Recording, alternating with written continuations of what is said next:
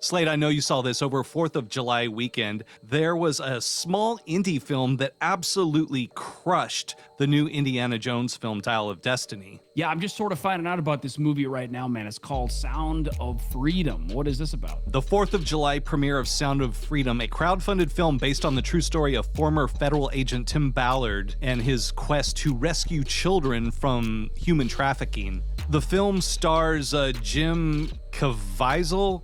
I'm probably saying that wrong. Caviezel. He did Passion of the Christ. Yeah. It's a action-packed film. The budget was only $15 million compared to Disney's $295 million budget for its flailing Indiana Jones and the Dial of Destiny. So we've got $15 million versus $295 million. On opening day, Sound of Freedom debuted in only 2,600 theaters, which was 2,000 less than Indiana Jones, and nearly recouped its entire budget, raking in more than $14 million. The Dial of Destiny only made $11 million on its opening day. Now, I know you've got some updated numbers that are more recent than that. Yeah, man, as you were just saying, Indiana Jones had the total advantage, but Sound of Freedom coming through with $40 million on opening weekends. Incredible. Now listen, I have 2 children. I understand the worries of a parent. Now, who would not want to sort of allow a movie that has something to do with bringing awareness of human trafficking to light? I don't see a downside here. There's no profit to be made. Check Rolling Stone. What's up with this headline? Sound of Freedom is a superhero movie for dads with brainworms. The Q-Anon tinged thriller about child trafficking is designed to appeal to the conscience of a conspiracy-addled boomer. What do you mean? What's up with that?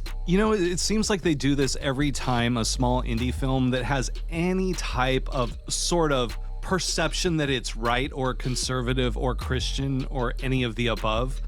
In this case, because it protects children, and I'm sure there's a subconscious, they're filing that in with the people who are like, just leave the children alone in relation to the alphabet community and all that controversy. I think that's probably the tie-in here and why they're attacking this, because this is all about protecting children, and I think they view protecting children as something undesirable. They don't want children protected from certain things. I know that sounds crazy to say. Yeah, I don't understand, man. I didn't even think of that, what you just said, actually. And Rolling Stone continues here, and it says, Sound of Freedom lives up to that anticipation. It's a stomach-turning experience, yada, yada, yada. At times, I had the uncomfortable sense I might be arrested for just sitting in the theater. You know, this is very interesting. Here's what Rolling Stone thought about Cuties. Remember that controversial little situation? Yes, I do. Thanks to a major marketing mistake, the award-winning French movie Cuties was accused of sexualizing young girls. It's actually a sensitive portrait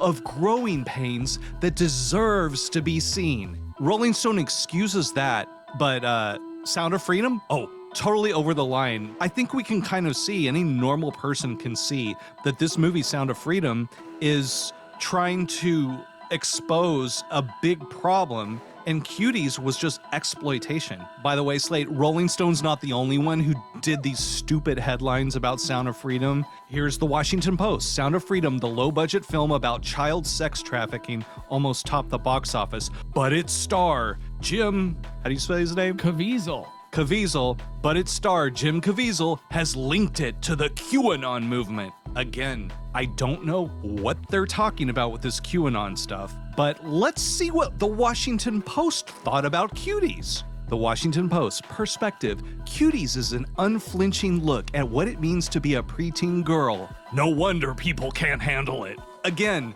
they excuse the thing that actually exploits children, going after the thing that tries to protect children. So listen, I know Mel Gibson's got a flawed past, and I'm constantly disclaiming, no, I don't agree with everything he says, but listen, I absolutely agree with Mel Gibson has to say about this as he implores you to watch The Sound of Freedom in this viral clip. Check it out. One of the most disturbing problems in our world today is human trafficking, and particularly the trafficking of children. Our future is our children. Now, the first step in eradicating this crime is awareness. Go see Sound of Freedom. One of the most...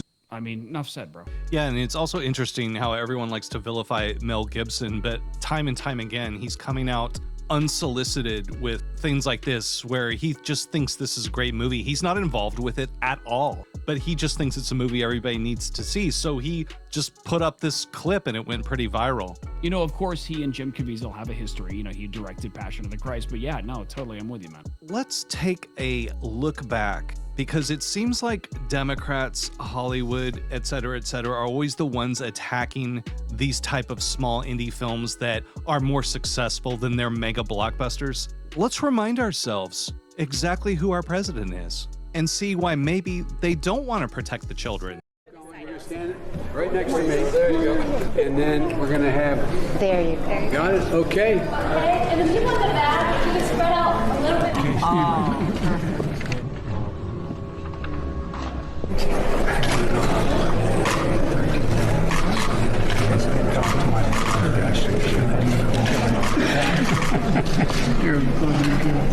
Welcome to the front row. Do you remember what I told you?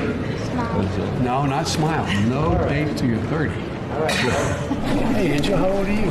12. You're 12. What's your name? How are you? I'm fine. The problem is, you know, you guys, you got a hard time. Yeah. You know what I mean? All right, sister. I like kids better than people. Yeah. Can you get some over here? Sure. Okay. Grandpa's one of those guys. That's nice of you. No, I'm not saying. He knows it. Do you know what my dad used to say?